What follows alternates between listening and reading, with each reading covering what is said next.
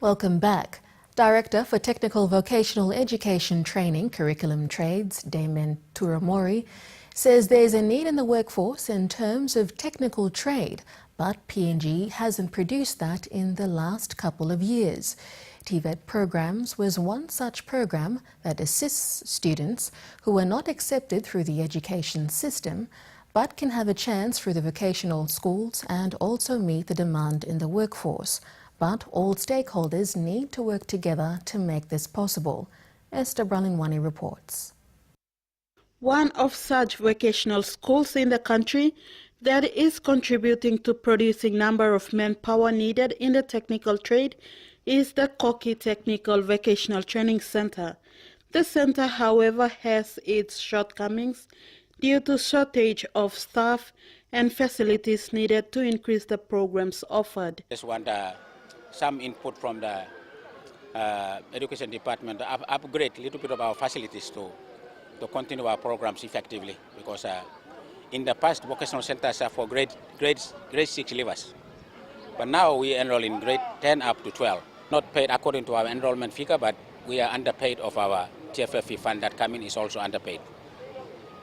Therefore, we cannot implement our programs effectively. The director for TVET Curriculum Trade, Damien Turamori, says the National Department of Education will provide funds to run the programs, but it needs support and cooperation from other partners, including provincial governments. Effort. We have to work together with the provinces. Provinces have to, now the government is putting money to the provinces through LLGs, and we expect provinces to also assist in terms of infrastructure development in the respective institutions. The Koki Technical Training Center is among other skills training institutions in the country. It currently has a total of 600 students and offers certificate courses.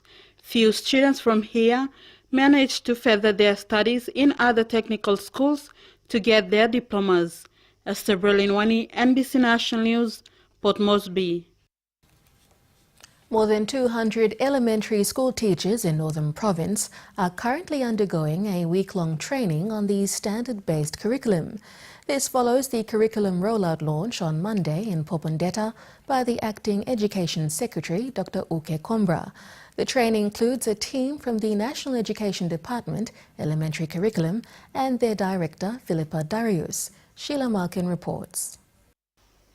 This one-week training is part of the 6-week self-instruction unit training, which is conducted at the Popondetta Woodall campus.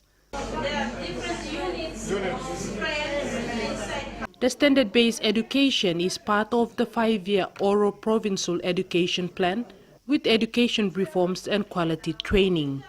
Teachers from all the 9 LLGs in the province gathered here for the training.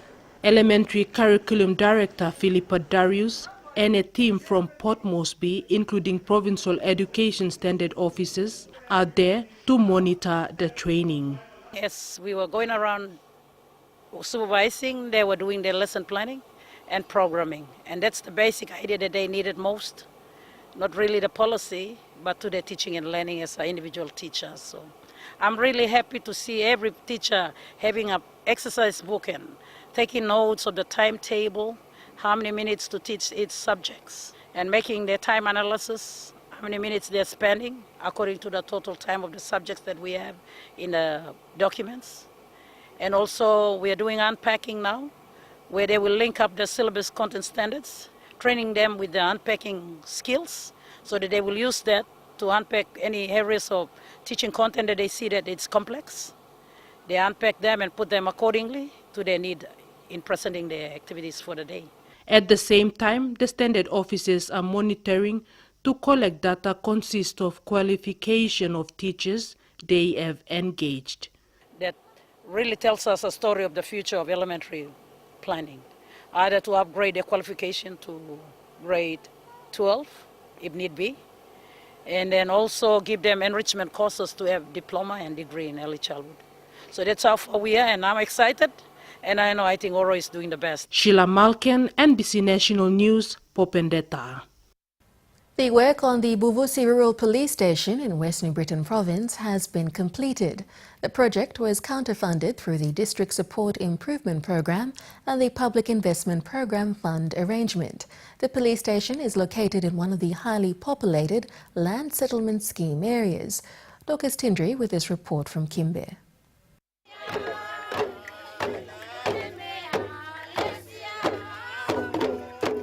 The Minister for Higher Education, Research, Science and Technology, who is also the member for Talase Open, Francis Marus, took time out from his official visit to the province to inspect the completed Buvusi Rural Police Station.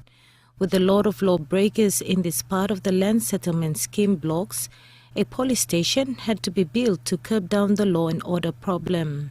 Funding was sourced from the District Support Improvement Programme and Public Investment Programme for the establishment. So you mean by me relieving problem law, police force law, accommodation law, by me creating opportunity law here, by police money come now, sleep law here, now providing law and order service inside law, you mean law block now, outside law, you mean law district now, province. The barracks contains the main inquiry building with a cell and 8 police personnel houses, but is set to develop their own, with police wanting to bring in more manpower into the province. Maru says that there are plans to extend the barracks by building more accommodation for personnel to be recruited. Me making business law, making one single barracks can law site, only must make him, so only come only open him now, only walk halfway stop, so all must open him barracks.